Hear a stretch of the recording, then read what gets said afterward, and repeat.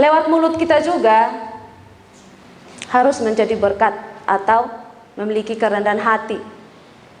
Ketika kita berkata-kata, harus berpikir dulu sebelum kita berkata-kata. Takutnya nanti teman-teman kita atau orang lain mendengarkan perkataan kita itu tidak menjadi berkat, tetapi menjadi batu sandungan.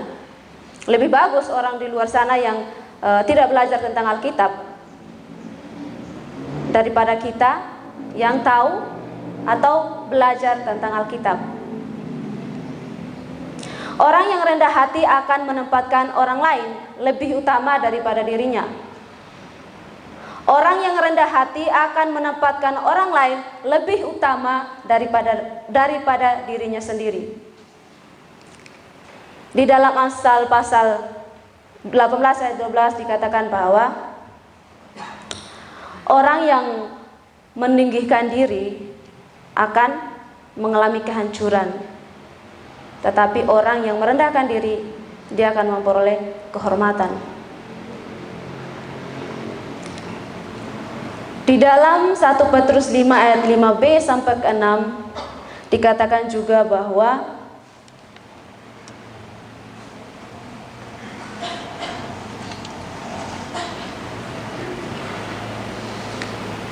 demikian jugalah kamu, hai orang-orang muda, tunduklah kepada orang-orang yang tua, dan kamu semua rendahkanlah dirimu seorang terhadap yang lain, sebab Allah menentang orang yang congkak. Congkak itu adalah orangnya yang sombong, tetapi mengasihani orang yang rendah hati. Karena itu rendahkanlah dirimu di bawah tangan Tuhan yang kuat, supaya kamu ditinggikannya pada waktunya. Jadi Tuhan datang ke dunia untuk merendahkan dirinya demi saya dan saudara dan semua yang hidup di dunia ini. Banyak tokoh-tokoh Alkitab juga yang kita perlu pelajari, bahwa mereka melakukan perintah Tuhan atau tanggung jawab yang Tuhan embankan dalam hidup mereka, dalam pundak mereka, untuk membangun hal-hal yang sesuai dengan apa yang Tuhan perintahkan di dunia ini. Kita bisa belajar dari Raja Daud yang memiliki kerendahan hati. Ketika ia menjauhkan, saudara-saudaranya ini menghinanya, bahkan ingin membunuhnya, tetapi ketika Raja Daud menjadi raja, dia tidak pernah membalasnya. Malahan dia bisa mengampuni saudara-saudaranya, padahal saudara-saudaranya itu membuat dia semakin menjauh, bahkan merendahkan diri, bahkan tidak pernah melakukan hal-hal yang tidak sesuai dengan firman Tuhan. Tetapi Raja Daud memiliki hati yang tulus, memiliki hati yang murni, sehingga ia tidak pernah membalas kejahatan yang dilakukan saudara-saudaranya. Dan juga seorang Saul yang Tuhan sudah tidak pilih menjadi raja, dia juga tidak pernah membalasnya. Yang walaupun Raja Saul menghina dia, bahkan merendahkan dia, tetapi ketika dia sudah diangkat menjadi raja, dia tidak pernah membalas kejahatan yang dilakukan oleh Raja Saul. Kita boleh bersama-sama belajar bahwa ada begitu banyak hal yang kita pelajari di dalam firman Tuhan, yaitu yang pertama, memiliki sikap rendah hati. Dan ketika kita sudah memiliki kerendahan hati, maka kita juga akan memiliki sikap rasa bertanggung jawab. Memiliki sikap yang bertanggung jawab, itu poin yang kedua. Tanggung jawab adalah melakukan semua tugas dan kewajibannya dengan sungguh-sungguh. Ketika sudah mengenal nilai tanggung jawab, maka nilai ini perlahan akan terbentuk dari dalam hati dan kemauan sendiri.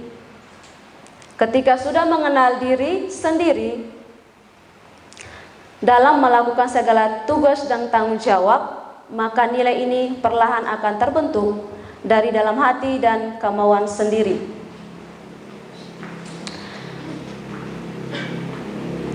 Kita akan perlu belajar tentang bertanggung jawab dalam segala hal. Apapun itu tanggung jawabnya, baik yang kecil maupun yang terbesar, kita harus bertanggung jawab. itu disiplin diri, taat dalam peraturan, jujur dalam bertindak, rela berkorban, berusaha melakukan yang terbaik. Bukan untuk yang terbaik buat manusia, tetapi yang terbaik untuk Tuhan. Kita perlu belajar dari Tuhan Yesus. Dia bertanggung jawab ketika Tuhan Allah memberikan kesempatan untuk turun ke dunia untuk menebus atau menyelamatkan kita. Dia punya tanggung jawab yang luar biasa.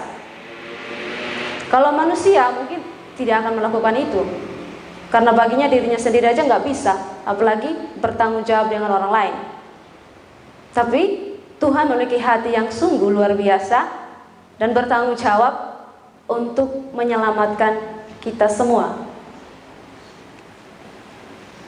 Mari kita sama-sama belajar, koreksi diri kita sendiri. Apakah kita sudah melakukan tanggung jawab yang sudah dipercayakan kepada kita, yaitu mungkin dari Tuhan. Itu pelayan kita di tempat ini, kita dipanggil untuk menjadi pelayan-pelayan Tuhan yang luar biasa ke depannya. Dan juga tanggung jawab yang diberikan kepada kita, baik di tempat ini maupun di pelayan atau dimanapun tanggung jawab yang diberikan kepada kita, apakah kita sudah melakukannya? Atau kita pengen melakukan hal yang paling besar, tanggung jawab yang besar, atau disuruh pimpin pujian kah, atau menjadi ketua OSIS kah, atau menjadi sinode, atau melakukan hal-hal yang terbesar. Tetapi hal yang terkecil pun kita nggak bisa melakukan itu. Pegang sapu aja nggak bisa. Itu tadi yang pertama, kerendahan hati. Kalau tidak memiliki kerendahan hati, maka kita tidak akan melakukan, kita tidak akan bertanggung jawab dalam tugas yang dipercayakan. Kalau kita tidak memiliki kerendahan hati, maka tidak akan mudah kita bertanggung jawab dalam tugas yang dipercayakan kepada kita. Yang dikatakan Bapak Pangeran kemarin kan, bertanggung jawab. Urus dirimu terlebih dahulu, baru bisa mengurus orang lain. Kalau diri sendiri kita nggak benar, sapu aja kita nggak bisa, baju kita sendiri aja kita nggak bisa cuci, bagaimana kita mengambil hati orang lain? Sakit nggak sih? Sakit banget. Aku aja yang dengar, kayak gimana gitu. Tetapi pada pagi ini kita akan sama-sama belajar bertanggung jawab terlebih dahulu pada diri kita sendiri, baru bertanggung jawab kepada orang lain. Jadilah berkat bagi orang lain. Bagaimana bisa ketika kita berusaha mendapatkan hati orang lain, kita sendiri aja nggak bisa. Kita boleh berjuang, dikatakan Bapak Pangeran proposal banyak, karena kita menyukai seseorang, kita berusaha, kelihatannya ini gimana ya, kita rapi, bersih, penampilan ganteng, cantik. Tetapi ketika kita kembali kepada kamar kita masing-masing atau dalam diri kita, ternyata banyak sekali yang tidak sesuai dengan penampilan kita. Percuma kan? Penampilan kita bagus, cantik, ganteng, rapi, tetapi sikap kita atau tindakan kita, sifat kita, kalau tidak sesuai dengan penampilan kita, ya percuma, sia-sia, sama aja dengan kita bohong. Bohong sama Tuhan, bahkan bohong diri sendiri.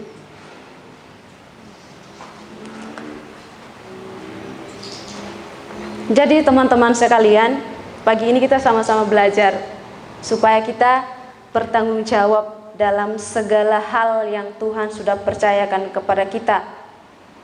Apapun itu prosesnya, ya mengeluh sih, tapi jangan mengeluh terus.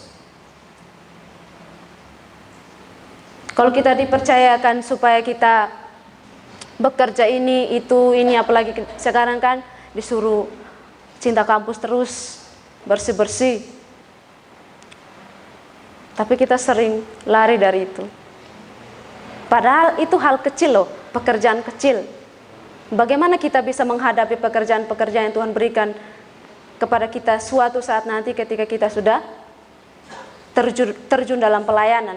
Bukan hanya kita menjadi pengkhotbah atau menjadi dosen atau menjadi pengajar atau apapun, tetapi ketika kita sudah terjun dalam pelayanan atau banyak hal yang kita kerjakan di luar sana. Oleh karena itu, lewat poin kedua ini kita harus bertanggung jawab. Sekecil apapun itu tugasnya kita harus bertanggung jawab. Karena dari hal kecil pun ketika kita sudah bertanggung jawab, maka akan terbiasa dalam kehidupan kita. Dikatakan bahwa ketika sudah mengenal nilai tanggung jawab, maka nilai ini perlahan terbentuk dalam diri, dalam hati, dan kemauan sendiri. Tanpa kita disuruh pun kita akan melakukannya. Karena kita memiliki hati yang luar biasa atau hati yang tulus. Sesuai dengan poin yang pertama, memiliki sikap kerendahan hati. Ketika kita sudah memiliki kerendahan hati, maka kita akan menjadi bertanggung jawab dalam segala hal. Poin yang ketiga, yaitu ketika kita sudah memiliki kerendahan hati, yang kedua, memiliki rasa bertanggung jawab, dan otomatis kita akan kaya dengan pengalaman. Kita akan kaya dengan pengalaman, sesuai dengan pengalaman yang Tuhan sudah kerjakan dalam kehidupan kita. Ketika Ia datang ke dunia, banyak hal yang dilakukan. Ia menyembuhkan orang, Ia membangkitkan orang mati. Bahkan banyak hal tantangan yang dihadapi oleh Tuhan kita. Ketika Ia diusir dari kampungnya sendiri, ketika Ia dihina, bahkan menganggap Dia orang gila karena Ia menyampaikan kebenaran firman Tuhan, memberitakan Injil. Tetapi Tuhan tetap setia, Dia tidak akan pernah membalas itu. Dia tetap memiliki kerendahan hati dan bertanggung jawab, dan Dia terus berusaha untuk melakukan semuanya itu demi memuliakan nama Tuhan, bahkan demi menepati janji-janjinya. Setiap pengalaman dalam hidup diatur untuk mengajarimu sesuatu yang perlu kamu ketahui untuk maju. Setiap pengalaman dalam hidup diatur untuk mengajarimu sesuatu yang perlu kamu ketahui untuk maju. Yang saya katakan tadi bahwa ketika kita melakukan hal-hal yang kecil pun, maka suatu saat nanti ketika kita mungkin sudah berkeluarga, kita sudah punya pekerjaan, pelayanan, otomatis itu akan terbentuk sendiri tanpa kita suruh-suruh atau terpaksa melakukan itu. Dan otomatis itu adalah pengalaman yang paling berharga yang kita punya suatu saat nanti. Dengan kaya akan pengalaman, dimanapun kita ditempatkan, dimanapun kita berada, akan membuat hidup kita lebih bermakna dan bervariasi. Dengan kaya akan pengalaman, dimanapun kita ditempatkan, dimanapun kita berada, akan membuat hidup kita lebih bermakna atau berarti dan bervariasi. Jadi milikilah itu supaya hidup kita ini memiliki arti. Nggak perlu susah-susah, memang susah sih kalau memang nggak terbentuk dari kecil, maka otomatis susah untuk melakukan hal-hal yang kecil.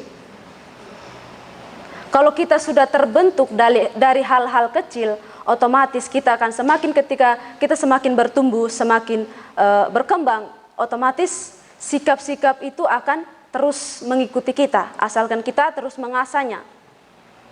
Ketika malas, ya berusaha untuk membangkitkan kerajinan kita, mengalahkan kemalasan.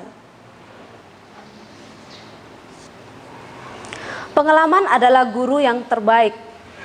Kita sering tidak mau tunduk pada guru tersebut. Cenderung kita memilah-milah pengalaman kita sendiri. Kadang kita sering punya pengalaman yang terindah, punya pengalaman yang buruk, kita melakukan itu. Tetapi di sini dikatakan bahwa jangan pilih-pilih pengalaman.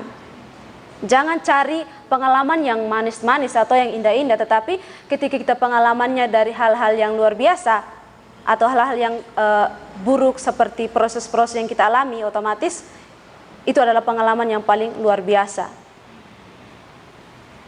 Pengalaman adalah bagi yang Tuhan pakai untuk menyampaikan firman-Nya. Seluruh tokoh Alkitab menjadi bagian dari media yang Tuhan pakai. Jadi pelajari 3 hal ini untuk memiliki kerendahan hati, memiliki rasa tanggung jawab, dan kaya akan pengalaman. Amin untuk firman Tuhan. Kita sadar dalam doa. Bapa dalam kerjaan